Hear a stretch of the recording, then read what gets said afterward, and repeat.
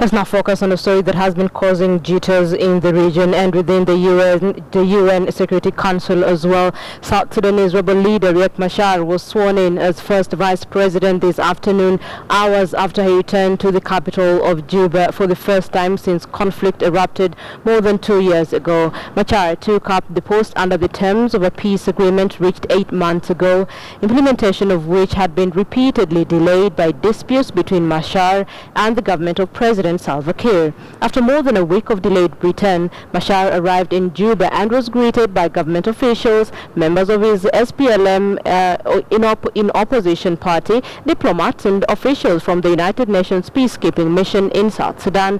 With the airport under heavy guard, his return is a crucial part of the peace agreement. It was Kiir's sacking of Machar as his deputy that ignited the 2-year war in December 2013, which has killed thousands and displaced millions in the world's youngest country. But his arrival had been continually postponed since the agreement was signed in August. Just last week, it was put off again until international mediators intervened to end a dispute over how many soldiers and what weapons Machar would be allowed to bring with him back to South Sudan. That is a story we are keeping an eye on for you. Remember, it is a story that we kept an eye on for you the whole of last week, when there was all that concern about whether or not Machar was going to make his way back to South Sudan and the implications therein. So some good news from South Sudan.